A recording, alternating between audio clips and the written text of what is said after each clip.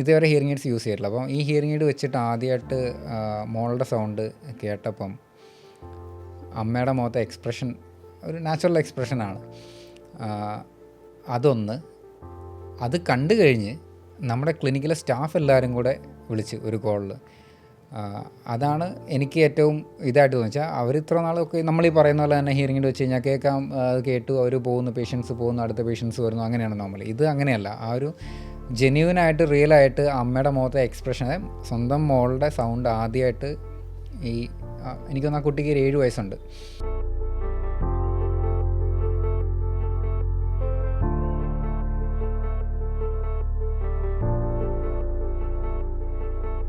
നമുക്കിപ്പോൾ ഒരുപാട് പരസ്യം വരുന്നുണ്ട്, പല ഹിയറിംഗ് എയ്ഡ് ഒരു കമ്പനിക്ക് തന്നെ പല ബ്രാൻഡ്സ്. ശരിക്കും ഏറ്റവും നല്ല ബ്രാൻഡ് ഏതാ ഹിയറിംഗ് എയ്ഡിൻ്റെ കാര്യത്തിൽ? നല്ല ബ്രാൻഡ് എന്ന് പറഞ്ഞു കഴിഞ്ഞാൽ നമുക്കങ്ങനെ ഇന്നതാണ് നല്ലത് ബ്രാൻഡ് എന്ന് നമുക്ക് ജനറലൈസ് ചെയ്ത് പറയാൻ പറ്റില്ല. ഒരുപാട് പരസ്യങ്ങൾ കാണുമ്പോൾ നമ്മൾ കൺഫ്യൂസ്ഡ് ആവാനുള്ള ചാൻസസ് വളരെ കൂടുതലുമാണ്, അത് ഞാനും സമ്മതിക്കുന്നു. പക്ഷെ നമുക്ക് ചെയ്യാൻ പറ്റുന്നതെന്ന് പറഞ്ഞു കഴിഞ്ഞാൽ നല്ലൊരു ഓഡിയോളജിസ്റ്റിൻ്റെ അടുത്ത് പോയിട്ട് നല്ലൊരു ക്ലിനിക്ക് ചൂസ് ചെയ്തിട്ട് അവരുടെ അടുത്ത് പോയി നമ്മളൊരു ഹിയറിംഗ് എയ്ഡ് ട്രയൽ ടെസ്റ്റ് ചെയ്തതിന് ശേഷം നമ്മൾ ട്രയൽ എടുക്കുമ്പോഴത്തേനും അവരിത് എക്സ്പ്ലെയിൻ ചെയ്തിട്ട് അവർ നോർമലി ഒരു ട്രയൽ തരും. അതായത് ഹിയറിംഗ് എയ്ഡ് വെച്ച് നമുക്ക് നോക്കാനുള്ളൊരു ഓപ്ഷൻ തരും. ചിലവർക്ക് എ എന്ന് പറഞ്ഞൊരു ബ്രാൻഡായിരിക്കാം ബെറ്ററായിട്ട് തോന്നുക, ചിലവർക്ക് വേറെ ഇന്നൊരു ബി എന്ന് പറഞ്ഞ ബ്രാൻഡായിരിക്കാം ബെറ്ററായിട്ട് തോന്നുന്നത്. അപ്പം നമ്മൾ ട്രയൽ എടുത്തതിന് ശേഷമായിരിക്കും നമുക്ക് എപ്പോഴും ഏതാണ് എനിക്ക് സ്യൂട്ടബിൾ ആയിട്ടുള്ള ഹിയറിംഗ് എയ്ഡ് നമുക്ക് തന്നെ ഡിസൈഡ് ചെയ്യാം. അപ്പം അവരതിനകത്ത് കുറേ ഫീച്ചേഴ്സ് പറയും, നമുക്ക് യൂസ്ഫുൾ ആയിട്ടുള്ള ഫീച്ചേഴ്സ് അവർ പറഞ്ഞുതരാം. അപ്പം ഇതിനെല്ലാം നമ്മൾ ഇനി വേറെ കുറച്ച് ഫാക്ടേഴ്സ് എന്ന് പറഞ്ഞു കഴിഞ്ഞാൽ നമുക്ക് വാട്ട് ഈസ് അവർ നീഡ്സ്, നമുക്ക് എന്താണ് വേണ്ടത്, അല്ലെങ്കിൽ നമുക്ക് എവിടെയാണ് ഏറ്റവും കൂടുതൽ ബുദ്ധിമുട്ട്. അപ്പോൾ ആ സെനാരിയോസ് എല്ലാം, നമ്മുടെ ബുദ്ധിമുട്ടുകളെല്ലാം അല്ലെങ്കിൽ പ്രശ്നങ്ങൾ നമ്മൾ ഫേസ് ചെയ്യുന്നതെല്ലാം നമ്മളൊരു ഓഡിയോളജിസ്റ്റിൻ്റെ അടുത്ത് ഷെയർ ചെയ്യുമ്പോഴത്തേനും അതിനെ എല്ലാം കൂടെ വെച്ചിട്ടായിരിക്കും അവർ ഈ ഒരു ബ്രാൻഡ്. ഇപ്പം ഫോർ എക്സാമ്പിൾ ഞാൻ പറയുകയാണെങ്കിൽ, മക്കളെല്ലാവരും പുറത്തുള്ളവരാണ്, പേരൻസ് മാത്രമാണ് നാട്ടിൽ. മുന്നേ ഞാൻ പറഞ്ഞിരുന്നു ഞാൻ റീചാർജബിൾ ഹിയറിംഗ് എയ്ഡ് ആയിരിക്കും കൂടുതൽ സജസ്റ്റ് ചെയ്യുക. അപ്പം ആ ഒരു സെനാരിയോ ആണെങ്കിൽ മക്കൾ വിളിക്കുന്നത് അല്ലെങ്കിൽ ഒരു കമ്മ്യൂണിക്കേഷൻ കൂടുതൽ ഫോൺ വഴിയായിരിക്കും. ഇങ്ങനെയുള്ളവർക്ക് എപ്പോഴും ബ്ലൂടൂത്ത് കൂടെ കണക്ഷൻ ഈ റീചാർജബിലിറ്റിയുടെ കൂടെ കൊടുക്കുന്നത് വളരെ നല്ലതായിരിക്കും. സോ ദാറ്റ് ഇപ്പോൾ അവരുടെ ഫോൺ പെയർ ചെയ്ത് അന്നേരം കേൾപ്പിക്കാം നമുക്ക്. അപ്പോൾ അവർക്ക് നമ്മൾ ഒരാൾക്ക് ഇത് ഇങ്ങനെയാണ്, ഇതിന് നല്ല ക്ലിയർ ആയിരിക്കും എന്ന് പറയുന്നതിലും നല്ലത് ആ ഹിയറിംഗ് എയ്ഡ് പ്രോഗ്രാം ചെയ്ത് വെച്ചിട്ട് നമ്മൾ സംസാരിക്കുമ്പം അവർക്ക് റിയൽ ലൈഫിൽ എക്സ്പീരിയൻസ് ചെയ്യാം. അപ്പം അവർക്ക് ആദ്യത്തെ ഒരു ബ്രാൻഡ് അത്രയ്ക്ക് നല്ലതായിട്ട് ഫീൽ ചെയ്തില്ല എങ്കിൽ they can opt for another brand. അപ്പം സിമിലർ ഫീച്ചേഴ്സ് ഉണ്ടാകാം, ചിലപ്പോൾ ബെറ്റർ ഫീച്ചേഴ്സ് ആയിരിക്കാൻ വരുന്നത്. അപ്പം അതും കൂടെ നമ്മൾ കൺസിഡർ ചെയ്തിട്ട് വേണം എപ്പോഴും ഒരു ഹിയറിംഗ് എയ്ഡ് ചൂസ് ചെയ്യാൻ വേണ്ടിയിട്ട്. അതുകൊണ്ട് ഞാൻ ഇന്നൊരു ബ്രാൻഡിൽ നിന്ന് ഞാൻ സ്പെസിഫൈ ചെയ്തെടുത്ത് ഞാൻ പറയുന്നില്ല. ഓരോരുത്തർക്കും അവരുടെ പ്രയോറിറ്റീസും അവരുടെ ലൈഫ് സ്റ്റൈലും എല്ലാം അതിനെ ബേസ് ചെയ്തിട്ടാണ് നമ്മൾ പറഞ്ഞ് ചൂസ് ചെയ്യുക. ട്രാവൻകൂർ ഹിയറിംഗ് സൊല്യൂഷൻസിൽ എങ്ങനെയാണ് നമ്മൾ ഒരു പെർട്ടിക്കുലർ ബ്രാൻഡാണോ കൊടുക്കുന്നത്, അതോ പേഷ്യൻസിന് അനുയോജ്യമായിട്ട് നമ്മളുള്ള സ്യൂട്ടബിൾ ബ്രാൻഡ്സ് ആണോ എപ്പോഴും സജസ്റ്റ് ചെയ്യാറ്? മുന്നേ നമുക്ക് ഒരുപാട് ബ്രാൻഡ്സ് നമ്മൾ ചെയ്യുന്നില്ലായിരുന്നു. ഹാർഡ് കോറായിട്ട് ഒരു ബ്രാൻഡാണ് നമ്മൾ ചെയ്തുകൊണ്ടിരുന്നത്. അതിനുശേഷം ആൾക്കാരുടെ ഡിമാൻഡ്സ് ഓടിച്ചു. ഒരു ബ്രാൻഡ് വെച്ചിട്ട് എനിക്ക് എല്ലാവരെയും എപ്പോഴും ഹാപ്പി ആക്കാൻ പറ്റില്ല. അതുകൊണ്ട് വി ആഡഡ് മോർ ബ്രാൻഡ്സ്. നമ്മളിപ്പോൾ എനിക്ക് തോന്നുന്നു 4-5 ബ്രാൻഡ്സ്, ഇൻ്റർനാഷണലി ഉള്ള 5 ബ്രാൻഡ്സ് നമ്മൾ ഹാൻഡിൽ ചെയ്യുന്നുണ്ട്. അപ്പം ഓരോ പേഷ്യൻസിനും അവരുടെ നീഡ് അനുസരിച്ചിട്ടാണ് ഇതിൽ ഇപ്പം ഫോർ എക്സാമ്പിൾ ഇപ്പോൾ ഡൈനു പറയുകയാണ് എനിക്ക് കൂടുതൽ മീറ്റിങ്സാണ് ഇമ്പോർട്ടൻറ്റ് എന്ന് പറയുകയാണെങ്കിൽ, ഞാൻ പറഞ്ഞില്ല ഇപ്പോൾ പറഞ്ഞ പോലെ ബ്ലൂടൂത്ത് കണക്ടിവിറ്റി ആയിരിക്കും ഞാൻ പറഞ്ഞത്. ഇനി ബ്ലൂടൂത്ത് കണക്ടിവിറ്റിയിൽ തന്നെ ഓരോ ഡിഫറെൻറ്റ് സീരീസ് ഉണ്ട് കണക്ടിവിറ്റി ഉള്ളത്. അതിൻ്റെ അകത്ത് ഡിഫറെൻറ്റ് ക്വാളിറ്റി ഉള്ള സൗണ്ട്സ് ഉള്ള സീരീസും ഉണ്ടാവും. അപ്പം ഫ്രീക്വൻ്റ് ആയിട്ട് മീറ്റിങ്സ് വരുന്നവർക്ക്, അല്ലെങ്കിൽ ഇപ്പം വീക്ക്ലി വൺസ് മീറ്റിംഗ് ആണെങ്കിൽ അവർക്ക് വേറൊരു ബ്രാൻഡ് എനിക്ക് വേണമെങ്കിൽ ഇത് സജസ്റ്റ് ചെയ്യാൻ പറ്റും. ഫ്രീക്വൻ്റ് ആയിട്ട് റെഗുലർ മീറ്റിങ്സ് ഉള്ള ഒരാളാണെങ്കിൽ കുറച്ചും കൂടി നല്ല ക്ലാരിറ്റി നമ്മുടെ ക്ലയൻസിനെ പോലെ. അപ്പം അങ്ങനെയും വരുന്നുണ്ട്. അപ്പം ഓരോരുത്തർക്കും അവരുടെ റിക്വയർമെൻറ്റ് അനുസരിച്ചിട്ടാണ് നമ്മൾ പറയുന്നത്. പക്ഷേ ഒരു ബ്രാൻഡല്ല, നമ്മൾ മൾട്ടിപ്പിൾ ബ്രാൻഡ് വെച്ചിട്ട് തന്നെ ട്രയൽ കൊടുക്കും. കാരണം അതെൻ്റെ പേഴ്സണൽ എക്സ്പീരിയൻസ് ആണ്. അതായത് ഒരു ബ്രാൻഡ് വെച്ചിട്ട് എനിക്ക് ഞാൻ മുന്നേ പറഞ്ഞില്ല എനിക്ക് എല്ലാവരും ഹാപ്പി ആക്കാൻ പറ്റില്ല.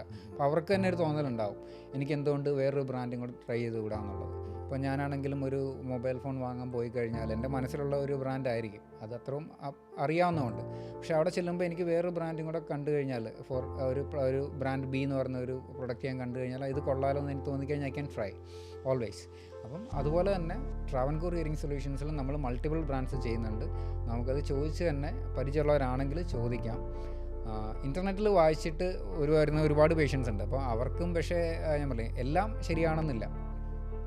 അപ്പോൾ കറക്റ്റായിട്ടുള്ള കാര്യങ്ങൾ ഓഡിയോളജിസ്റ്റ് തന്നെ കറക്റ്റായിട്ടുള്ള ക്ലാരിഫൈ ചെയ്ത് തരും. അതുപോലെ തന്നെയാണ് പല വിലക്കുള്ള ഹിയറിംഗ് എയ്ഡ് ഉണ്ട്. അപ്പോൾ ശരിക്കും എനിക്ക് 10,000 രൂപയുടെ ഹിയറിംഗ് എയ്ഡ് മതിയോ, അതോ 4.5 ലക്ഷം രൂപയുടെ വേണോ, ഇല്ല 2 ചെവിയിലും വെച്ച് 9 ലക്ഷത്തിൻ്റെ ഹിയറിംഗ് എയ്ഡ് വേണോ? അത് ശരിക്കും എങ്ങനെയാണ് എനിക്ക് ആവശ്യമാണെന്ന് എനിക്ക് മനസ്സിലാവുക, അല്ലെങ്കിൽ എങ്ങനെയാണ് ഞാൻ ചൂസ് ചെയ്യുക? ഹിയറിംഗ് എയ്ഡിൻ്റെ പ്രൈസ് എന്ന് പറഞ്ഞു കഴിഞ്ഞാൽ നോർമലി ഒരു 20,000 മുതൽ പ്രോഗ്രാമബിൾ ഹിയറിംഗ് എയ്ഡ്സ് നമുക്ക് 20,000 മുതൽ ഇറ്റ് ഗോസ് അപ് ടു ഒരു 4.5 ലാക്ക്. സിംഗിൾ ഹിയറിംഗ് എയ്ഡിനാണ് ഞാൻ പറയുന്നത്. ഒരു ഹിയറിംഗ് എയ്ഡിന് 20,000 മുതൽ 4.5 ലക്ഷം രൂപ വരെ പോകുന്ന ഹിയറിംഗ് എയ്ഡ്സ് അവൈലബിൾ ആണ്. ഇതിനിടയ്ക്ക് ഒരുപാട് പ്രൈസ് പോയിൻറ്റ്സ് ഉണ്ട് നമുക്ക് ട്രൈ ചെയ്ത് നോക്കാനുള്ളത്. അപ്പം ബേസ് മോഡൽസ് വരുന്നതെല്ലാം എനിക്കൊന്ന് അപ് ടു ഒരു 45,000 വരെ വരുന്ന എല്ലാം ബേസ് മോഡൽസാണ്. അതിൽ കൂടുതലും റീചാർജബിലിറ്റി ഒന്നുമില്ല. ബാറ്ററി നമ്മൾ എക്സ്ചേഞ്ചബിൾ ബാറ്ററീസ് വരുന്ന മോഡൽസ് തന്നെയാണ് വരുന്നത്. റീചാർജബിൾ എനിക്കൊന്ന് ഓൾമോസ്റ്റ് എല്ലാ മാനുഫാക്ചറേഴ്സിനും ഓൾമോസ്റ്റ് സ്റ്റാർട്ട് ചെയ്യുന്നത് ഓൾമോസ്റ്റ് ഒരു 50,000 റുപ്പീസ് മുതലാണ് സ്റ്റാർട്ട് ചെയ്യുന്നത്. പിന്നെ ഇത് കഴിഞ്ഞാൽ ദർ ആർ ഡിഫറെൻറ്റ് സീരീസ്. ഏറ്റവും പുതിയ സീരീസിന് പ്രൈസ് വ്യത്യാസമുണ്ട്. അതിൽ ഏറ്റവും പുതിയ ഫീച്ചേഴ്സ് ആയിരിക്കും വരുന്നത്. ഏറ്റവും കൂടുതൽ ക്ലാരിറ്റി ഉണ്ടാവും. ഒരു നോയ്സിൻ്റെ പ്രസൻസിലാണെങ്കിലും മൾട്ടിപ്പിൾ സ്പീക്കേഴ്സിൻ്റെ പ്രസൻസിലാണെങ്കിലും ആ ഒരു വ്യത്യാസം ഉണ്ടാവും. അപ്പം ഇതിനെ ബേസ് ചെയ്തിട്ടാണ് ഇതാണ് പ്രൈസ് പോയിൻ്റ് ആക്ച്വലി വരുന്നത്. ഇനി എനിക്ക് ഏത് പ്രൈസിലുള്ളത് വേണമെന്ന് പറഞ്ഞു കഴിഞ്ഞാൽ ബഡ്ജറ്റ് എനിക്ക് എന്തുമാത്രം സ്പെൻഡ് ചെയ്യാൻ പറ്റും എന്നുള്ളത് ഒരു ഫാക്ടർ മാത്രമാണ്. എനിക്കിപ്പം ഫോർ എക്സാമ്പിൾ എനിക്ക് 50,000 എനിക്ക് സ്പെൻഡ് ചെയ്യാൻ പറ്റുള്ളൂ. പക്ഷേ ഞാൻ ആ 50,000 എടുത്ത് നോക്കിയപ്പോഴത്തേക്ക് എനിക്ക് വലിയ ക്ലാരിറ്റി തരുന്നില്ല. അപ്പം I can try the better version. അതിനേക്കാളും കുറച്ചും കൂടെ ബെറ്റർ വേർഷൻ ട്രൈ ചെയ്യുമ്പോൾ മേ ബി എനിക്ക് കുറച്ചും കൂടെ ക്ലാരിറ്റി ഫീൽ ചെയ്യാം. അല്ലെങ്കിൽ അതിൻ്റെ തൊട്ട് മുകളിലത്തെ വേർഷൻ ട്രൈ ചെയ്യുമ്പോൾ എനിക്ക് കുറച്ചും കൂടെ ഞാൻ പേഴ്സണലി സാറ്റിസ്ഫൈഡ് ആണ്, ഞാൻ ഹാപ്പിയാണ്. ഞാൻ എപ്പോഴും സജസ്റ്റ് ചെയ്യുക പ്രൈസിൽ മാത്രം നിങ്ങൾ ശ്രദ്ധിക്കരുത്. അത് ജസ്റ്റ് ഒരു ഫാക്ടറാണ്, ഇമ്പോർട്ടൻറ്റ് ഫാക്ടറാണ്, അല്ല എന്നുള്ളതല്ല. പ്രൈസ് ഒരു കാര്യമാണ്, അതുപോലെ തന്നെ ബ്രാൻഡ് റിലയബിലിറ്റി രണ്ടാമത്തെ കാര്യമാണ്, അതിൻ്റെ സർവീസ് അടുത്തൊരു കാര്യമാണ്, how well the audiologist is trained അത് അടുത്തൊരു ഫാക്ടറാണ്. ഞാൻ പറഞ്ഞില്ലേ, അതായത് ഈ hearing and after sale service എന്ന് പറഞ്ഞൊരു പാർട്ടുണ്ട്. ബിക്കോസ് ഹിയറിംഗ് എയ്ഡ് വാങ്ങുന്ന നമ്മൾ ഒരു ദിവസമുള്ളൂ. ഈ ഹിയറിംഗ് എയ്ഡ് നമ്മൾ അടുത്തൊരു 5 കൊല്ലം യൂസ് ചെയ്യുമ്പോഴത്തേനും ഈ ബാക്കി 5 കൊല്ലം അതിൻ്റെ സർവീസാണ് നമുക്ക് പ്രൈമറി ഇമ്പോർട്ടൻ്റ് ആയിട്ട് വരുന്നത്. അപ്പോൾ ഇത് ഓൺ ടൈമായിട്ട് പ്രോപ്പറായിട്ട് വരണം. ചില കമ്പനീസിന് സർവീസ് ഡിലേ ഉണ്ടാവാറുണ്ട്, ചിലപ്പോൾ കൊറിയർ ഡിലേ വരാറുണ്ട്. സോ എങ്ങനെ വേണമെങ്കിലും അത് എഫക്റ്റ് ചെയ്യാം. പക്ഷേ പ്രൈസിനെ മാത്രം വെച്ച് നമ്മൾ ഒരിക്കലും ഒരു ഹിയറിംഗ് എയ്ഡിനെ നമ്മൾ എന്താ പറയുക വാല്യുവേറ്റ് ചെയ്യരുത്. ഞാൻ എപ്പോഴും കോട്ട് ചെയ്യുന്ന ഒരു എക്സാമ്പിളാണ്, ഞാൻ ഇപ്പം പ്രൈസ് കുറയ്ക്കാൻ വേണ്ടിയിട്ട് മേ ബി ഫോർ എക്സാമ്പിൾ ഈ 20,000 സ്റ്റാർട്ടിങ് ഹിയറിംഗ് എയ്ഡാണ് ഒരു പേഷ്യൻ്റ് ഓപ്റ്റ് ചെയ്തത്. ഞാൻ അവരോട് ഒറ്റ കാര്യം പറഞ്ഞു, if you are able to opt for a better one. കാരണം ഈ ഒരു ഹിയറിംഗ് എയ്ഡിൻ്റെ ക്ലാരിറ്റി ആയിരിക്കും ഞാൻ ഈ ഒരു 5 കൊല്ലം ഈ ഹിയറിംഗ് എയ്ഡ് ഉപയോഗിക്കുമ്പോൾ എനിക്ക് കിട്ടാൻ പോകുന്ന സൗണ്ട്സിൻ്റെ ക്ലാരിറ്റി. അപ്പം ആദ്യമേ ഞാൻ ഹാപ്പിയല്ല, ഞാൻ പ്രൈസിൽ മാത്രം ഫോക്കസ് ചെയ്ത് അതിൽ ഞാൻ ഏറ്റവും കുറഞ്ഞ മതി എന്നുള്ള കോംപ്രമൈസ് ചെയ്ത് കഴിഞ്ഞാൽ നെക്സ്റ്റ് 5 ഇയേഴ്സിന് ഞാൻ ആ കോംപ്രമൈസ് ചെയ്യേണ്ടി വരും. ഓക്കെ, അതാണ് അതിനകത്ത് ഒരു മേജർ ഫാക്ടർ. അപ്പോൾ ഞാൻ അപ്പം തന്നെ ഓട്ടോമാറ്റിക്കലി എനിക്കൊരു സാറ്റിസ്ഫാക്ഷൻ കുറയും. നമ്മളാദ്യം വാങ്ങുന്ന പോലെ ഒരു ക്ലാരിറ്റി ആയിരിക്കില്ല നമ്മൾ റെഗുലർ യൂസേജിൽ വരുമ്പോൾ. ഒരുപാട് ഫൈൻ ട്യൂണിങ് വരും. ഒരു ബേസ് മോഡൽ ഞാൻ എത്ര ടൈം ഫൈൻ ട്യൂൺ ചെയ്താലും ആ ഹിയറിങ്ങിൻ്റെ ഒരു ലെവൽ ഓഫ് പെർഫോമൻസിന് മുകളിൽ പോവില്ല. ബിക്കോസ് അതിനകത്ത് യൂസ് ചെയ്യുന്ന ടെക്നോളജി അത്രേ ഉള്ളൂ. അപ്പം അതുകൊണ്ട് തന്നെ ഞാൻ തുമ്പിയെ കൊണ്ട് കല്ലെടുപ്പിച്ചാലും ഇതിനത് എടുക്കാൻ പറ്റില്ല ബേസിക്കലി ഒരു ബേസ് മോഡൽ ഹിയറിംഗ് എയ്ഡ്സ്. അപ്പം എപ്പോഴും ചൂസ് ചെയ്യുമ്പോൾ ഒരു ബെറ്റർ ഹിയറിംഗ് എയ്ഡ് ചൂസ് ചെയ്യുക വിത്ത് ഓൾ ദി ഫീച്ചേഴ്സ്. ഏറ്റവും പ്രീമിയം വേണമെന്നും അല്ല ഞാൻ പറയുന്നത്, നമുക്ക് അഫോർഡ് ചെയ്യാൻ പറ്റുമെങ്കിൽ always go for a better one. ഒറ്റ കണ്ടീഷൻ എനിക്കുള്ളൂ, അത് വെച്ച് നോക്കുമ്പം യു ഷുഡ് ബി സാറ്റിസ്ഫൈഡ്. ആദ്യം പോലെ സാറ്റിസ്ഫൈഡ് ആയിരിക്കണം. അത്ര മാത്രമുള്ള എൻ്റെ കണ്ടീഷൻ. അതിനുശേഷം ഈ പ്രൈസ് ബാക്കി ഫീച്ചേഴ്സ് ഇതെല്ലാം നമുക്ക് കയറി വരുള്ളൂ. അതുപോലെ തന്നെയാണ് ഇപ്പോൾ ഞാൻ ഹിയറിംഗ് എയ്ഡ് വെച്ച് എനിക്ക് എൻ്റെ ഓഡിയോഗ്രാമിനനുസരിച്ചിട്ടുള്ള ഒരു സൗണ്ട് തന്നു. ഈ തന്ന സൗണ്ട് ശരിക്കും എനിക്കത് ഹിയറിംഗ് എയ്ഡിനകത്തൂടെ ചെവിയിൽ കിട്ടുന്നുണ്ടോ ഇല്ലെന്ന് ഞാൻ പറയാതെ എങ്ങനെയെങ്കിലും അറിയാൻ പറ്റുമോ? ഞാനിപ്പോൾ കേൾക്കാം ഇല്ല കേൾക്കുന്നില്ല എന്ന് പറഞ്ഞാലേ മനസ്സിലാക്കുമോ? അതല്ലാതെ ഇത് മനസ്സിലാക്കാനുള്ള എന്തെങ്കിലും സംവിധാനമുണ്ടോ? നോർമലി അഡൽട്ട്സ് ആണെങ്കിൽ അല്ല സംസാരിക്കാൻ പറ്റുന്നവരാണെങ്കിൽ അവർക്ക് പറയാൻ പറ്റും. ഞാനിപ്പം ഇന്ന ചേഞ്ച് ചെയ്തു, അപ്പം എനിക്ക് സൗണ്ട് ക്ലിയർ ആണോ, അല്ലെങ്കിൽ ഇപ്പം ഞാൻ ഈ പ്രൊവൈഡ് ചെയ്യുന്നതിൽ ഹിയറിംഗ് എയ്ഡ് പ്രൊവൈഡ് ചെയ്യുന്ന സൗണ്ട്സിന് എന്തൊക്കെ മാറ്റങ്ങൾ വേണം എന്നുള്ള അവർക്ക് നമുക്ക് വെർബലി പറയാൻ പറ്റും നമ്മളോട്. ഈ ചോദ്യം ഏറ്റവും റെലവൻ്റ് ആയിട്ട് വരുന്ന കുട്ടികളുടെ കാര്യത്തിലായിരിക്കും. ജന്മനാ കേൾവിക്കുറവുള്ള കുട്ടികളുണ്ടാവും. അപ്പോൾ അവർക്ക് സംസാരിച്ച് തുടങ്ങുന്നതിന് വരെ അവർക്കിത് നമ്മളെടുത്ത് പ്രോപ്പർലി കമ്മ്യൂണിക്കേറ്റ് ചെയ്യാൻ പറ്റില്ല. അങ്ങനെയുള്ളപ്പോൾ നമ്മളെങ്ങനെ അറിയും ഈ ഒരു ഹിയറിംഗ് എയ്ഡ് വെച്ചിട്ട് ആ കുട്ടിക്ക് പ്രോപ്പറായിട്ട് കേൾക്കുന്നുണ്ടോ? അപ്പം അഡൽട്ട്സ് ആണെങ്കിൽ അവർക്ക് പറയാൻ പറ്റും കേൾക്കുന്നുണ്ട്, പക്ഷേ എനിക്ക് ഈ സൗണ്ട് ഇങ്ങനെ മാറണം, അല്ലെങ്കിൽ ഇതിന് ക്ലാരിറ്റി കുറവ്, അല്ലെങ്കിൽ ബഹളം കൂടുതൽ, അങ്ങനെ നമുക്ക് സ്പെസിഫിക് ആയിട്ട് പറയാൻ പറ്റും. കുട്ടികളുടെ കാര്യത്തിൽ അവർക്ക് അത്രയ്ക്ക് സ്പെസിഫിക് ആയിട്ട് പറയാൻ പറ്റിയെന്ന് വരില്ല ഇനീഷ്യൽ സ്റ്റേജസിൽ. ആ ടൈമിൽ നമുക്ക് വെരിഫിക്കേഷൻ മെത്തേഡ്സ് ഉണ്ട്. അതായത് റീലേ മെഷർമെൻറ്റ്സ് എന്നാണ് അത് പറയുക. അതായത് അതൊരു എക്യുപ്മെൻ്റ് ആണ്. അത് നോർമലി ചെയ്യുന്നതെന്ന് പറഞ്ഞു കഴിഞ്ഞാൽ ഇന്ത്യയിൽ അത് ആക്ച്വലി മാൻഡേറ്ററി അല്ല. ഓക്കെ, അത് ഏറ്റവും വലിയൊരു പോരായ്മയാണ്. വെച്ചാൽ നല്ലത്, ഇല്ലെങ്കിൽ കുഴപ്പമില്ല എന്നുള്ളതാണ്. പക്ഷേ പുറത്തെല്ലാം ഈ ഒരു ടെസ്റ്റ് മാൻഡേറ്ററി ആണ് ഹിയറിംഗിൻ്റെ ഫിറ്റിങ്ങിൻ്റെ കൂടെ. റീലേ മെഷർമെൻറ്റ്സ് എന്നാണ് അത് പറയുക. അപ്പം ആ ഒരു ടെസ്റ്റ് ചെയ്യുമ്പോഴത്തേനും നമ്മൾ നോർമലി ചെയ്യുന്നതെന്ന് പറഞ്ഞു കഴിഞ്ഞാൽ ഒരു ഹിയറിംഗ് എയ്ഡ് നോർമലി നമ്മൾ എടുക്കും, പ്രോഗ്രാം ചെയ്യും, വെക്കും. പ്രായമുള്ളവർ പറയും, കുട്ടികളാണെങ്കിൽ പറയാൻ പറ്റില്ല. കുട്ടികളിൽ നമ്മൾ ചെയ്യുന്നതെന്ന് പറഞ്ഞു കഴിഞ്ഞാൽ പ്രോഗ്രാം ചെയ്ത് വെച്ചതിന് ശേഷം ഞാൻ ഉദ്ദേശിക്കുന്ന ഗെയിൻ തന്നെ ഉള്ളിലോട്ട് പോകുന്നുണ്ടോ എന്നുള്ള എനിക്ക് ഉറപ്പ് വരുത്താൻ വേണ്ടിയിട്ട് ഞാൻ ചെവിയുടെ ഉള്ളിൽ ഒരു മൈക്രോഫോണും വെക്കും. മൈക്രോഫോൺ വെച്ചിട്ട് ഞാൻ വേറൊരു ടെസ്റ്റും കൂടെ ചെയ്യും. ഈ ഹിയറിംഗ് എയ്ഡിൻ്റെ ഔട്ട്പുട്ട് ആ മൈക്രോഫോണിൽ എന്തുമാത്രം വരുന്നുണ്ടെന്നുള്ളൊരു ബേസിക് ടെസ്റ്റിംഗ് ആണ്. ബേസിക് ടെസ്റ്റിംഗ് ഞാൻ പറയുന്നില്ല, ഒരു ടെസ്റ്റാണ് റീലേ മെഷർമെൻറ്റ്സ്. അപ്പോൾ റിയൽ ആയിട്ടുള്ള ഒരു ഇയറിൽ വെച്ചിട്ട് നമ്മൾ ചെയ്യുന്നു. അതാണ് നമ്മൾ ചെയ്യുന്നത്. അപ്പോൾ നമുക്ക് കാണാൻ പറ്റും ആ മൈക്രോഫോൺ എന്തുമാത്രം സൗണ്ട്സ് ചെവിയുടെ ഉള്ളിൽ മെഷർ ചെയ്യുന്നുണ്ടെന്നുള്ളത്. ജസ്റ്റ് ഇവിടെ കനാലിലാണ് വെക്കുക. എന്നിട്ട് നമ്മുടെ ആ ഗ്രാഫ് കാണാൻ പറ്റും. നമുക്ക് ഇൻക്രീസ് ചെയ്യാനോ ഡിക്രീസ് ചെയ്യാനോ, അല്ലെങ്കിൽ നമ്മുടെ ടാർഗറ്റുമായിട്ട് മാച്ച് ചെയ്യാനോ എല്ലാം നമുക്ക് പറ്റും. അപ്പം നമുക്കൊരു വാലിഡ് പ്രൂഫാണ് ഞാൻ ഇത്ര സൗണ്ട്സ് ആക്ച്വലി ഈ പ്രോഗ്രാമിംഗ് വഴി ഹിയറിംഗിൽ കൊടുക്കുന്നുണ്ട്. നമ്മുടെ ചെവിയുടെ ഉള്ളിൽ അല്ലെ ടിംപാനിക് മെംബ്രെയിൻ വരെ നമുക്ക് ഇത്ര സൗണ്ട്സ് അവിടെ എത്തുന്നുണ്ടെന്നുള്ളൊരു വാലിഡ് പ്രൂഫാണ് ഈ റീലേ മെഷർമെൻറ്റ് ചെയ്യുമ്പോൾ നമുക്ക് കിട്ടുന്നത്. അത് ചെയ്താൽ വളരെ നല്ലതാണ് എപ്പോഴും, പ്രത്യേകിച്ച് കുട്ടികളുടെ കാര്യത്തിൽ. അതുപോലെ തന്നെ നമ്മുടെ ഈ ട്രാവൻകൂർ ഹിയറിംഗ് സൊല്യൂഷൻ്റെ ആലുവയുടെ ബ്രാഞ്ച് നമ്മൾ എക്സ്പീരിയൻസ് സെൻറ്റർ എന്നാണ് പറയുന്നത്, ഹിയറിംഗ് എയ്ഡ് എക്സ്പീരിയൻസ് സെൻറ്റർ. അപ്പോൾ ഹിയറിംഗ് എയ്ഡ് എക്സ്പീരിയൻസ് സെൻറ്ററും സാധാ സെൻറ്ററും തമ്മിൽ എന്താണ് വ്യത്യാസം? ഒരു പേഷ്യൻറ്റിന് അഡീഷണൽ ആയിട്ട് നമ്മൾ ഹിയറിംഗ് എയ്ഡ് എക്സ്പീരിയൻസ് സെൻറ്ററിൽ വന്നു കഴിഞ്ഞാൽ എന്തായിരിക്കും അവർക്ക് കിട്ടുന്ന ബെനിഫിറ്റ്? ആലുവയിലെ ട്രാവൻകൂറിൻ്റെ എക്സ്പീരിയൻസ് സെൻറ്റർ തന്നെയാണ്, ഒരു കൺസെപ്റ്റ് സ്റ്റോറാണ്. അതായത് ഡൈനുവിന് അറിയാലോ, നമ്മൾ ഈ യാത്രകളിലും ഓരോ സംസ്ഥാനങ്ങളിൽ പോയി ഞാൻ കേരളം മുഴുവൻ ട്രാവൽ ചെയ്തിട്ടുണ്ട് ഹിയറിംഗ് എയ്ഡിൻ്റെ പർപ്പസിന് വേണ്ടിയിട്ട്. തമിഴ്നാട് ഫുള്ള് ട്രാവൽ ചെയ്തിട്ടുണ്ട്, ആന്ധ്ര ഫുള്ള് ട്രാവൽ ചെയ്തിട്ടുണ്ട്, തെലങ്കാന ഫുള്ള് ട്രാവൽ ചെയ്തിട്ടുണ്ട്, കർണാടക ഫുള്ള് ട്രാവൽ ചെയ്തിട്ടുണ്ട്. ഇതെല്ലാം ഹിയറിംഗ് എയ്ഡ് കമ്പനീസിൽ ഇരിക്കുമ്പോഴുള്ള നമ്മുടെ ജോലിയുടെ ഭാഗമായിട്ട് ട്രാവൽ ചെയ്യുന്നതാണ്. അപ്പോൾ നമ്മൾ കണ്ടേക്കുന്നതെന്ന് പറഞ്ഞു കഴിഞ്ഞാൽ എല്ലാ ക്ലിനിക്കിൽ പോകുമ്പോഴും ഒരുപോലെയാണ്, എവിടെ പോയാലും ഒരുപോലെ തന്നെയാണ്. അതായത് പേഷ്യൻ്റ് വരുന്നു, നമ്മൾ ടെസ്റ്റ് ചെയ്യുന്നു, ഹിയറിംഗ് എയ്ഡ് എടുത്ത് വെക്കുന്നു, ഓക്കെ, ചിലവർ ഓക്കെ ആവുന്നു, ചിലവർ ഹാപ്പി അല്ല, അടുത്ത ബ്രാൻഡ് ട്രൈ ചെയ്യുന്നു. അപ്പോഴും എനിക്ക് തോന്നിയെന്ന് പറഞ്ഞു കഴിഞ്ഞാൽ, ഇപ്പം ഒരു വീട്ടിലൊരാൾക്ക് കേൾവിക്കുറവുണ്ടെങ്കിൽ ആ ഒരാൾ മാത്രമല്ല അതുകൊണ്ട് അഫക്റ്റഡ് ആവുന്നത്, ആ ഒരു ഫാമിലി ഫുള്ള് അത് അഫക്റ്റഡ് ആവും.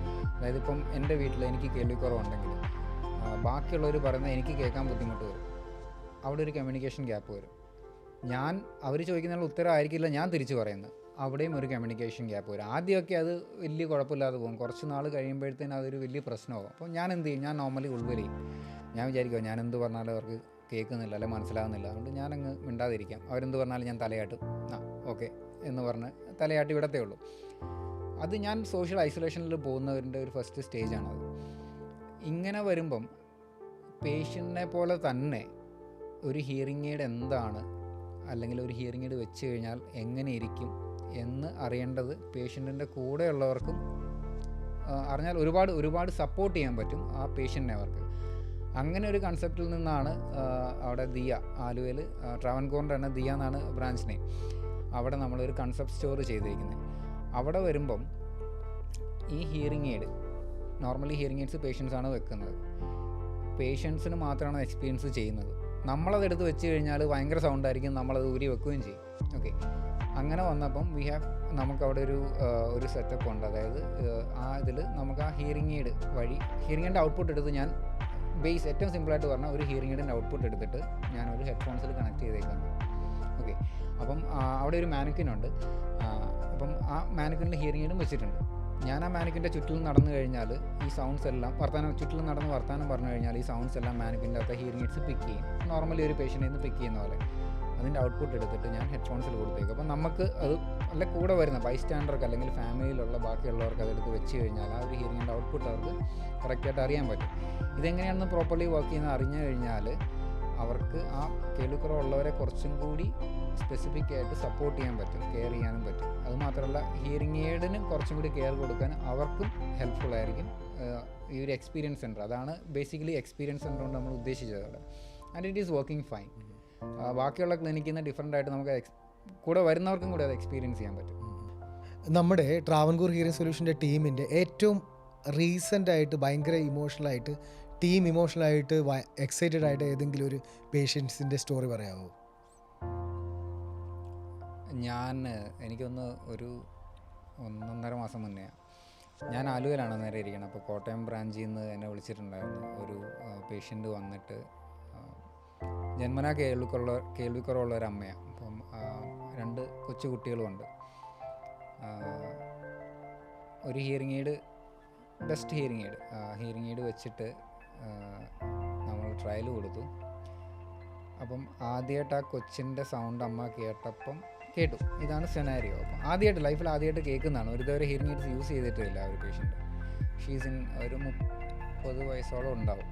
ഇതുവരെ ഹിയറിംഗ് എയ്ഡ്സ് യൂസ് ചെയ്തിട്ടില്ല. അപ്പം ഈ ഹിയറിംഗ് എയ്ഡ് വെച്ചിട്ട് ആദ്യമായിട്ട് മോളുടെ സൗണ്ട് കേട്ടപ്പം അമ്മയുടെ മുഖത്തെ എക്സ്പ്രഷൻ ഒരു നാച്ചുറൽ എക്സ്പ്രഷനാണ്. അത് കണ്ടു കഴിഞ്ഞ് നമ്മുടെ ക്ലിനിക്കിലെ സ്റ്റാഫ് എല്ലാവരും കൂടെ വിളിച്ച് ഒരു കോളിൽ. അതാണ് എനിക്ക് ഏറ്റവും ഇതായിട്ട് തോന്നിച്ചാൽ അവർ ഇത്ര നാളൊക്കെ നമ്മൾ ഈ പറയുന്ന പോലെ തന്നെ ഹിയറിംഗിൽ വെച്ച് കഴിഞ്ഞാൽ കേട്ടു അവർ പോകുന്നു, പേഷ്യൻസ് പോകുന്നു, അടുത്ത പേഷ്യൻസ് വരുന്നു, അങ്ങനെയാണ് നമ്മൾ. ഇത് അങ്ങനെയല്ല. ആ ഒരു ജെന്യൂനായിട്ട് റിയലായിട്ട് അമ്മയുടെ മുഖത്തെ എക്സ്പ്രഷൻ, സ്വന്തം മോളുടെ സൗണ്ട് ആദ്യമായിട്ട് എനിക്കൊന്ന് ആ കുട്ടിക്ക് 7 വയസ്സുണ്ട്. മോളുടെ സൗണ്ട് കേട്ടപ്പോഴത്തേനും അമ്മയുടെ മുഖത്തെ എക്സ്പ്രഷൻ കണ്ട് ഇവർ ലിറ്ററലി അത് എക്സൈറ്റ്മെൻ്റ് എന്നല്ല ഞാനത് പറയണ്ടേ, ആ ഒരു അത്രയ്ക്ക് എന്താ പറയുക, തുള്ളിച്ചാടി വിളിക്കാന്ന് പറയില്ല. സാർ എനിക്കിപ്പോഴാണ് സത്യം പറഞ്ഞു കഴിഞ്ഞാൽ ഈ ഒരു റെസ്പെക്റ്റ് തോന്നുന്നു ഞാൻ ഈ ചെയ്യുന്ന ജോലിയോട്. അവർ ഓഡിയോളജിസ്റ്റ് അല്ല, അവർ ക്ലിനിക്കൽ സ്റ്റാഫ്സാണ്.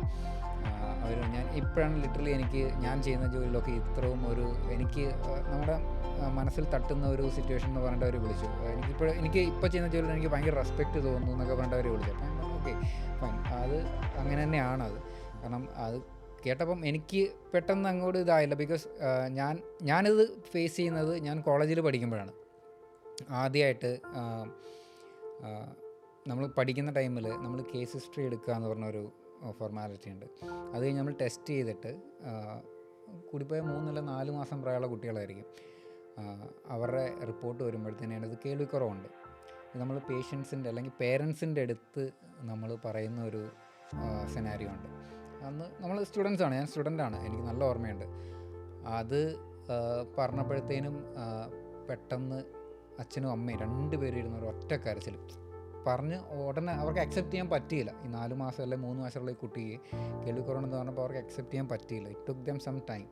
അവരത് കഴിഞ്ഞ് പുറത്ത് പോയിരുന്നു, അവരങ്ങോട്ടും ഇങ്ങോട്ടും ആശ്വസിപ്പിച്ചു. അത് കഴിഞ്ഞ് വന്നിട്ടാണ്. അപ്പം അത് കഴിഞ്ഞിട്ട് ഈ കുട്ടിക്ക് നമ്മൾ ഹിയറിംഗ് എയ്ഡ് വെച്ചപ്പം ആ തിരിഞ്ഞ് നോക്കുന്ന ഒരു സീനുണ്ടല്ലോ, കുട്ടികളാണ്. അപ്പം കഴുത്ത് അങ്ങോട്ടും ഇങ്ങോട്ടും അനക്കുമ്പം നമുക്ക് ആദ്യമായിട്ട് നമ്മൾ കാണുമ്പോൾ ഉള്ള ആ ഒരു എന്താ പറയുക, ആ ഒരു ഫീലിംഗ് ഉണ്ടല്ലോ, അത് കംപ്ലീറ്റ്ലി ഡിഫറെൻ്റ് ആണ്. ഇവർക്കത് ഇപ്പോഴാണത് കിട്ടിയത്. അപ്പം എനിക്ക് ഭയങ്കര ഹാപ്പി ആയിരുന്നു. കാരണം എല്ലാവരും കൂടെ വിളിച്ചിട്ട് സാർ ഇത് കണ്ട് ഭയങ്കര ഇമോഷണലായിരുന്നു. അത് സാർ എനിക്ക് അതിൻ്റെ ഒന്ന് നോക്കിയിട്ടൊന്ന് പറയുന്നത് റെക്കോർഡിംഗ് ആണ്, സാറിന് തന്നെ നോക്കണം, എന്നാലേ നമുക്കത് അറിയാൻ പറ്റുള്ളൂ, സാർ അത് കാണണം എന്ന് പറഞ്ഞിട്ട് എന്നെ വിളിച്ച് പറഞ്ഞു. അതാണ് ഇപ്പോൾ റീസെൻ്റ്ലി എനിക്ക്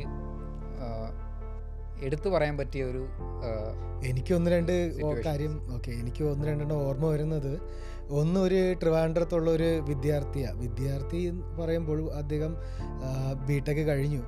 ഇപ്പോൾ കുഞ്ഞുനാളിൽ തന്നെ കേൾവിക്കുറവുണ്ട്, ഹിയറിംഗ് എയ്ഡ് ഉപയോഗിക്കുന്നുണ്ട്. പക്ഷേ ബാക്കിയുള്ളൊരു ഹിയറിംഗ് എയ്ഡ് കാണുമെന്ന് പുള്ളിക്കൊരു മടിയുണ്ട്, കാണുന്നതിലൊരു ചെറിയ വിഷമവും വയ്ക്കാനൊരു ബുദ്ധിമുട്ടും. പക്ഷേ ആ വിദ്യാർത്ഥി വളർന്നു വന്നപ്പോഴേക്കും കേൾവിക്കുറവും കുറേ കുറഞ്ഞു പോയി. ഡിഗ്രിയൊക്കെ ആയി, അവനുള്ളത് വെച്ച് മാനേജ് ചെയ്ത് കേട്ടു, പരീക്ഷ എഴുതി പാസ്സായി. അത് കഴിഞ്ഞ് നമ്മുടെ ടെക്നോ പാർക്കിൽ ഒരു ഇൻ്റർവ്യൂവിന് പോയി. ഇൻ്റർവ്യൂവിന് പോയിരുന്ന് അവർ പറയുന്നത് ഇവന് കേൾക്കാം, പക്ഷേ അതങ്ങനെ മനസ്സിലാവുന്നില്ല. കാരണം അവൻ അത്രയും ദിവസം സ്കൂളിൽ ഏറ്റവും ഫ്രണ്ടിൽ പോയിരിക്കും, ടീച്ചേഴ്സിൻ്റെ അടുത്ത് റിപ്പീറ്റ് ചെയ്ത് ചോദിക്കും, ടീച്ചേഴ്സിന് അറിയാം അവന് കേൾവി കുറവുണ്ടെന്ന്, അവർ വീണ്ടും പറഞ്ഞു കൊടുക്കും, അവനെ സപ്പോർട്ട് ചെയ്ത് വളർന്നത്. പക്ഷേ അതൊരു ഇൻ്റർവ്യൂ ബോർഡായപ്പോഴേക്കും അതിൽ എല്ലാ ആൾക്കാരും ഒരുപോലെയല്ല. അതിലൊരാൾ ജസ്റ്റ് പുള്ളിയെ കളിയാക്കുന്നത് പോലെ ചുണ്ട് മാത്രം അനക്കിയിട്ട് കേൾക്കുന്നുള്ള രീതിയിൽ സംസാരിച്ചു. പുള്ളിക്ക് അത് ഭയങ്കര വിഷമമായി. ഇദ്ദേഹം വന്ന് വീട്ടിലിരുന്നു, റൂം അടച്ച് ഒരാഴ്ചയോളം ആരടുത്ത് സംസാരിക്കുന്നില്ല, റൂമിൽ നിന്ന് പുറത്തിറങ്ങുന്നില്ല. അച്ഛനാണെങ്കിൽ ഒരു സ്കൂൾ അധ്യാപകൻ, ഭയങ്കര വിഷമമാണ് അദ്ദേഹത്തിന്. അപ്പോൾ അങ്ങനെ ട്രിവാൻഡ്രത്ത് പോകുന്ന സമയത്താണ് അച്ഛൻ ആദ്യം വന്ന് കാണുന്നത്. കണ്ടിങ്ങനെ പറയാണ്, മോന് ഭയങ്കര വിഷമമാണ്, അവൻ ഭയങ്കര ഡിപ്രസ്ഡാണ്, റൂമിൽ നിന്ന് പുറത്തിറങ്ങുന്നില്ല, ഒത്തിരി വിഷമമാണ്, അവൻ്റെ അമ്മയ്ക്ക് ഇത് കണ്ടിട്ട് സഹിക്കുന്നില്ല, ഞങ്ങൾക്ക് ആകെ ഒരു മോന, അവനിങ്ങനെ വിഷമിക്കുന്ന കണ്ടിട്ട്, അവന് കഷ്ടപ്പെട്ട് പഠിച്ചു, നല്ല മാർക്കുണ്ട്, ബിടെക് കഴിഞ്ഞു, ഒരു ജോലിക്ക് പോയപ്പോഴാണ് ഇങ്ങനെ. ഞങ്ങൾ പറഞ്ഞു നോക്കാം, എന്തായാലും അവനെ കൂടെ ഒന്ന് വിളിച്ചുകൊണ്ട് വരൂ. അപ്പോൾ ആ മകൻ വന്നു, സംസാരിച്ചു, ഞങ്ങൾ കുറേ സംസാരിച്ചു. ഇപ്പോൾ ജീവിതത്തിൽ പ്രശ്നങ്ങളില്ലാത്ത ആരുമില്ല, എല്ലാവരുടെ ജീവിതത്തിൽ എന്തെങ്കിലും ബുദ്ധിമുട്ടുണ്ട്, വിഷമങ്ങളുണ്ട്, ഇങ്ങനെ ഒത്തിരി സംസാരിച്ചതിന് ശേഷം വിവേക് അന്നൊരു നമ്മുടെ ഏറ്റവും ലേറ്റസ്റ്റ് ആയിട്ട്, ആ സമയത്ത് ലേറ്റസ്റ്റ് ആയിട്ടുള്ള ഹിയറിംഗ് എയ്ഡ് പ്രോഗ്രാം ചെയ്ത് പുള്ളിക്ക് RIC ചെവിയിൽ വെച്ച് കൊടുത്തിട്ട് ആദ്യമായിട്ട് ഇങ്ങനെ പാട്ടിടുക. പാട്ട് കേൾക്കുമ്പോൾ തന്നെ ഞാൻ നോക്കുന്നത് ഇവൻ്റെ 2 കണ്ണിൽ നിന്ന് ഇങ്ങനെ കണ്ണീര് ഒലിച്ചു വരുന്നു. എനിക്ക് പെട്ടെന്ന് ടെൻഷനായി, ഇതെന്താ സംഭവം, ഞാൻ ആദ്യമായിട്ടാണ് കാണുന്നത്. ഞാൻ അപ്പോൾ തന്നെ വിവേകിനെ പതുക്കെ തട്ടിയിട്ടുണ്ട്, ബ്രോ എന്താ സംഭവം ചെയ്ത്, അവൻ കരയുണ്ടെന്ന്. അപ്പോഴേക്കും വിവേകിന് എന്ത് പറ്റി മോനെ എന്ന് പറഞ്ഞ് ചോദിക്കുന്നുണ്ട്. അപ്പോഴാ പുള്ളി പറയുകയാണ്, അവൻ 8 വർഷത്തിന് ശേഷമാണ് അവൻ ഈ പാട്ട് ഇങ്ങനെ വ്യക്തമായിട്ട് കേൾക്കുന്നത്. ഇത് കേട്ടപ്പം ഞങ്ങൾ രണ്ടുപേരും തന്നെ, ഞങ്ങൾ ഈ ഹിയറിംഗ് എയ്ഡ് നല്ലോണം കേൾക്കാവുന്ന പേഷ്യൻ്റ് പറയുന്നതൊക്കെ കേട്ട് ഓക്കെ എന്നല്ലാതെ ശരിക്കും ഒരാൾക്ക് എത്രത്തോളം അത് പ്രധാനമാണ്, എത്രത്തോളം അത് നഷ്ടപ്പെട്ടതാണ് തിരികെ ലഭിച്ചതെന്ന് മനസ്സിലാക്കുന്നത് ആ ഒരു പയ്യൻ്റെ, ആ ഒരു വിദ്യാർത്ഥിയുടെ കാര്യത്തിൽ വന്നപ്പോഴാണ്. അതിനുശേഷം തന്നെ അവർക്കും ഒരുപാട് സാമ്പത്തിക അവസ്ഥയുള്ള ആൾക്കാരല്ല, എന്നിട്ടും അവർ ഏറ്റവും നല്ലത് വാങ്ങണമെന്ന് പറഞ്ഞിട്ട് പ്രീമിയം ഹിയറിംഗ് എയ്ഡ് എനിക്ക് തോന്നുന്നു ഗോൾഡ് ലോൺ വരെ എടുത്തെന്നാണ് എൻ്റെ ഒരു ഓർമ്മ. അവരൊരുപാട് കാശ് കഷ്ടപ്പെട്ട് അറേഞ്ച് ചെയ്തു. കാരണം ഒരേ ഒരു മോന, അവൻ്റെ സന്തോഷമാണ് ആ ഒരു കുടുംബത്തിൻ്റെ സന്തോഷം. അവർ ആ ഹിയറിംഗ് എയ്ഡ് വാങ്ങിക്കൊടുത്തു. അതിനുശേഷം തന്നെ അവനൊരു ഇവിടെ നമ്മുടെ കോച്ചിങ്ങിന് പോയിട്ട് ഒരു വർഷത്തോളം കഴിഞ്ഞു തോന്നുന്നു. അത് കഴിഞ്ഞ് പാരൻസിനെ കണ്ടപ്പോൾ അവരാ പറയുന്നത് അവൻ സന്തോഷത്തോടെ ഇരിക്കുന്നത്, അവൻ ഈ കോച്ചിങ്ങിന് പോയി പഠിച്ച് നമ്മുടെ ട്രിവാൻഡ്രത്ത് തന്നെ ഒരു വലിയ സെക്രട്ടേറിയറ്റിൽ ഒരു വലിയ ഗവൺമെൻറ് ജോലി അവൻ കരസ്ഥമാക്കിയെന്നാണ് ആ പാരൻസ് പറയുന്നത്. അപ്പോൾ അത് പറയുമ്പോൾ അവരുടെ ഒരു സന്തോഷവും ആ ഒരു കുടുംബത്തിലെ ആ ഒരു വ്യക്തിയുടെ ജീവിതത്തിൽ വന്ന മാറ്റം എന്ന് പറയുന്നത്, ആ ഒരു ചെറിയ ഡിവൈസ് കൊണ്ടുണ്ടായ ജീവിതത്തിലെ മാറ്റം, അത് കേൾക്കുമ്പോൾ ശരിക്കും നമുക്ക് അന്നും രോമാഞ്ചം, പറയുമ്പോൾ ഇപ്പോഴും നമുക്കതൊരു രോമാഞ്ചം ഉണ്ടാകും എന്നൊക്കെ ഉള്ളൊരു സന്ദർഭമാണ് അങ്ങനെയുള്ളത്.